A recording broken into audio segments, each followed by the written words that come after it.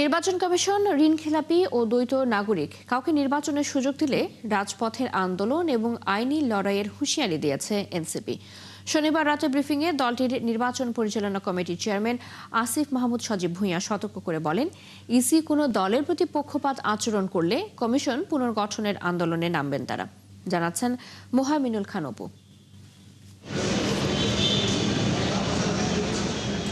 ত্রয়োদশ জাতীয় সংসদ নির্বাচনে রিটার্নিং কর্মকর্তাদের সিদ্ধান্তের বিরুদ্ধে করা আপিলের অষ্টম দিনের শুনানির বিষয়ে নানা অসঙ্গতি তুলে ধরেন এনসিপির যুগ্ম সদস্য সচিব জহিরুল ইসলাম মুসা। দ্বৈত নাগরিকত্ব যে নির্বাচনে অংশগ্রহণ করতে পারবে না, এটি একটি সাংবিধানিক বিধান।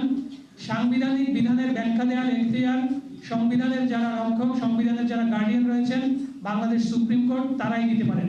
শিয়া বাটার ও ভিটামিনে সমৃদ্ধ লিলি বিউটি সোপ, তারুণ্যময় উজ্জ্বল ত্বকের জন্য। রিমার্ক।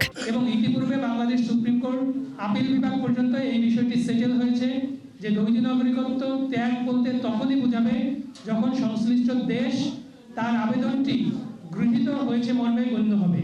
বাংলা মোটরে দলটির কার্যালয়ে সংবাদ সম্মেলনে এনসিপির নির্বাচন পরিচালনা কমিটির প্রধান আসিফ মাহমুদ বলেন, ইসি ঋণখেলাপি ও দ্বৈত নাগরিক কাউকে নির্বাচনের সুযোগ দিলে রাজপথে নামবেন তারা। আমরা আমাদের আইনি লড়াই চালিয়ে যাব। আমরা কোনো দ্বৈত নাগরিক, কোনো ঋণখেলাপিকে নির্বাচনে অংশগ্রহণ করতে দিব না। আমরা মনে করি যে আগামীকালকে হচ্ছে রেড লাইন নির্বাচন কমিশনের জন্য।